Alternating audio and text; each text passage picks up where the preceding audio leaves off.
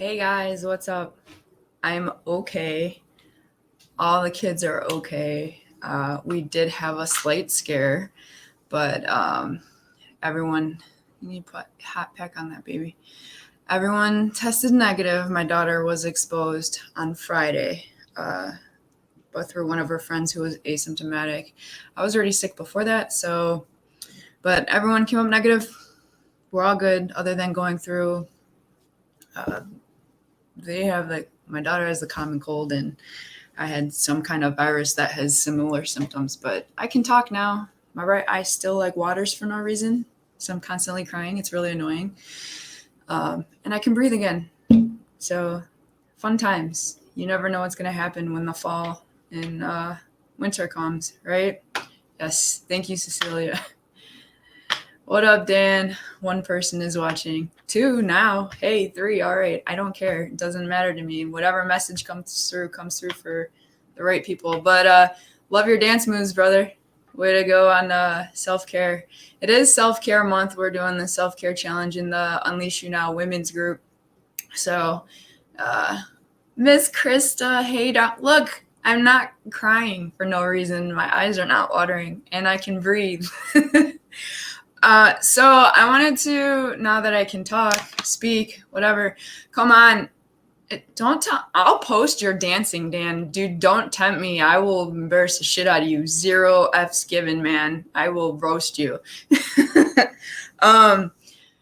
Keep it up, buddy. Keep it up. I wanted to come on. There was a situation that happened about a week or 2 ago, and I'm recognizing where I am still easily triggered. I bet you I will. Where I'm still easily triggered. Many of you know I experience post-traumatic stress disorder, recurrent depression, and anxiety, and I think I'm getting a control on many things as well. Thank you, Miss Krista. It's probably because I haven't been eating much, but thank you. I'm working on it. I'm working on getting enough water in. But one of the things that, triggers still come up with PTSD, especially, I went through cognitive behavioral therapy. I've gone through some EFT stuff, some natural holistic stuff, and a couple other things, many other aspects. I've been working on my mental health since 2016, focused intentionally on my mental health since 2016, and understanding and realizing the most I've learned was probably when I went to New Mexico, when I got to go through cognitive behavioral therapy, when we broke down the exercises. And if you don't know what that is, you basically figure out where your trigger points are and how to kind of break things apart as to what's reality and what's in your head-ish. That's probably the easiest way I can describe it. There's so much more that goes with it, and I still have my worksheets, so I pull them out when I'm kind of in my head. But there was a situation that happened where my daughter, we're going through some things right now, and she's good. Promise she's good. But those of you who are close to me know the situation. And I was triggered by 3 words and flew off the handle and just went in that mode of aggression and anger. And it takes a lot. It takes a lot to piss me off and get me angry. But clearly, I still have some things to work on. And it's about, I wanted to come on and say, are you aware? Are you self-aware of what triggers you and what sets you off, as you will? And, oh, Dan, thank you. I thank you if you're talking to me. And because I think what's really important is understanding that we are all human, understanding your takedowns frustrate the hell out of me, but my hands are better, so that's okay. What's important is understanding that we're all human, that nobody has this level of perfection where someone is not going to be triggered in some way, shape, or form. But I think where we go wrong as the human race is that we have we're now starting to have a lack of compassion and starting to have this sense of, oh, well, forget about it, I'm walking away, instead of sitting down and talking about it. And that is partially, apparently, what I still have a problem with is just saying, getting triggered and then shutting everything down and walking away. So I had to sit there and look at myself and what I've been through in life and why it's hard. It's hard to talk about it. But learning recently through two different avenues what family is and how family is supposed to be and act and react, and understanding that when people get mad at each other, it doesn't mean you don't want to be in people's lives anymore. It just means you need to sit down and come to a conclusion and see both aspects of it, where each person was coming from.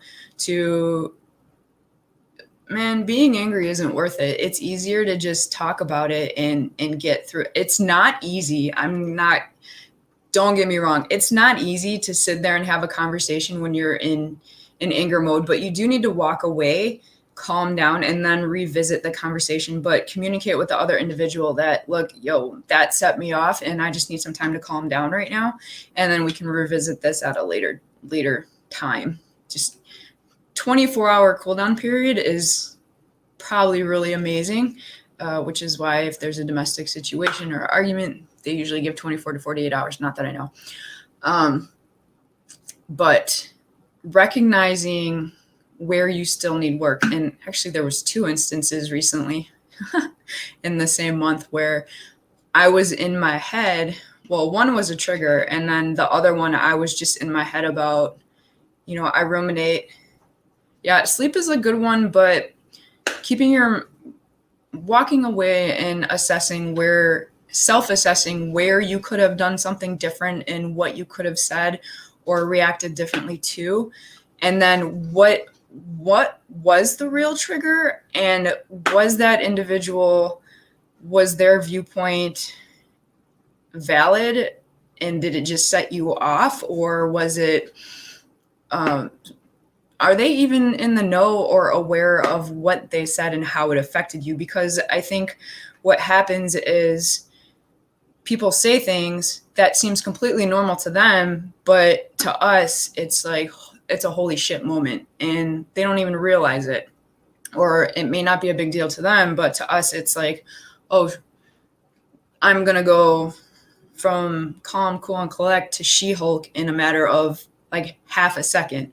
So recognizing where you're at and understanding that everyone is different. And we logically know everyone is different, but when we're in a heated discussion or a heated moment, and we just react instead of think, we're not really thinking. So self-assessing is so essential and important, because it can ruin and crush relationships that really don't need to be ruined and crushed. Now, if you're dealing with a toxic individual who's constantly berating you, constantly making you feel like shit, constantly like on you for no reason, then that's a whole entirely different situation. But if this is someone like you're usually pretty chill with, or you're in a relationship with, or you're in like a work relationship with, or friendship with, what do?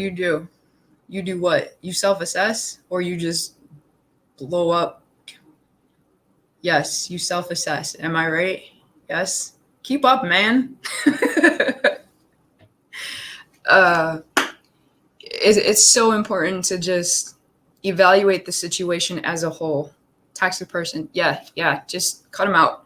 I've cut family members off. I talk to like my cousins and my uncle, my aunt when she answers the phone, when I call her. But yeah, that's pretty much my blood that I talk to. Everyone else,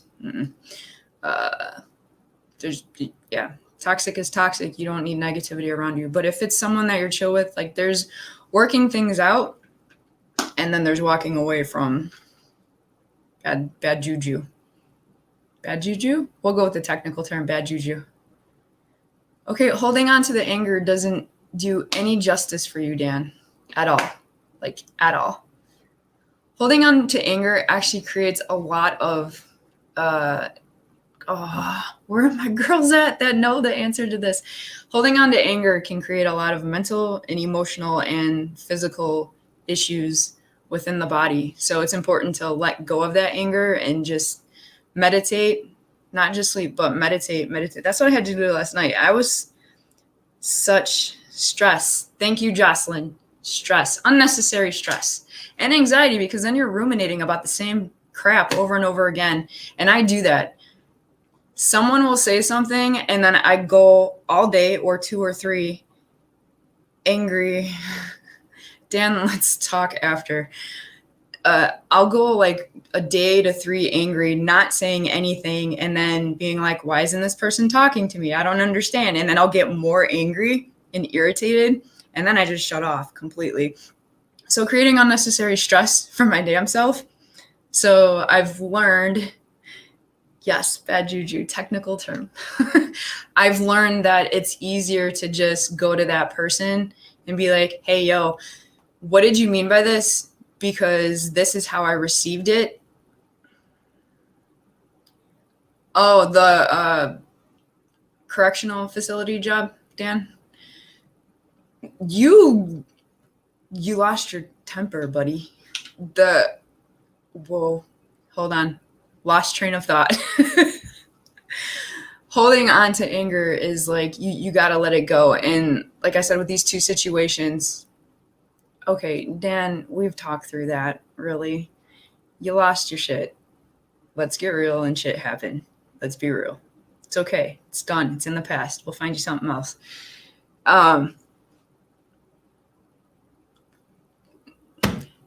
Dan, you made me lose my train of thought, buddy. Not really. You're a good dude. You know that. You just, shit happens. So we find another avenue. One door closes, other doors open. But holding on to it is, you can't do it, man. It's not good for you. It's not good for your heart. It's not good for your mind. It's not good for your spirit. So we got to self-assess, realize where we went wrong, get up the next day or in the next 5 minutes, take a deep breath and move forward. When it's a friendship or family, talk through it. Just give it time if both people are still angry or if one party's still angry. And sometimes talking creates even more anxiety because you don't know what the other person's going to say or how they're feeling, or if you can even get through it, depending on what it is. And as much anxiety as it causes, 9 times or 8 times out of 10, once the conversation is had and both parties can hear where the other side is coming from, the outcome is 10 times better than it would have been had you just kept it inside and shut everything down. So I've known this, but to actually recognize situations and then take the steps myself, I now know moving forward where I need to go and how I need to reassess and where there needs to be clarification, because text message is not a good way to communicate at all, especially when there's 0 tone fluctuation and you can't see, hear anything on how somebody means it. So I prefer a phone call, but then when I'm pissed off, I don't prefer a phone call. So realizing where you're at, sometimes you need that phone call so that both parties can be on the same page.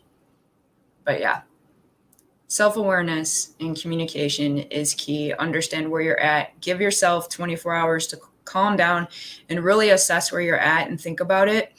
Like, is this a trigger? Why is this a trigger for me? I knew what happened. It was a trigger for me because in my family, if there was anger, then it would be closed off. It would be like physical or emotional outburst and then closed off. My dad and I, and my dad's gone now, so this is really hard to talk about because we didn't get to mend before he passed. But we didn't talk from the age of 21, 22 until he passed. So there's still a lot of pain because we didn't get to heal. And then there was added stuff onto that from my mother's side. So there's even more pain that was piled onto the shit that was already there. So he left with a big pile of shit that we didn't get to clear out to get to the diamond. So communication is so important, because tomorrow's not guaranteed. So if it's something that you can heal from, have those conversations. If it's something that you can grow from, have those conversations, because you never know. Clearly, I'm still not healed, but you never know. So that's why the people closest to me mean the most. And it's why it takes so long to open up to people, because I never know if they're going to be there or not, or if we're not going to talk or not. So being in that space of knowing the difference between toxic people and continual toxic people, and also self-awareness of just people that have been there to support you and be in your corner. Everyone's got different personalities. So working through something and talking through something and then moving forward is so important, so you don't lose people close to you. So that's all I have to say about communication and self-awareness today. I'm going to go finish crying now. Love y'all. Have a great Wednesday. Thank you for all the prayers and the love and light. The kids and I are good. My daughter's got the common cold, and I'm pretty sure I'm through the worst of whatever the hell I had. So thank you guys so much. We did all test negative for COVID. So love y'all. Have a great day. Thank you, Jocelyn.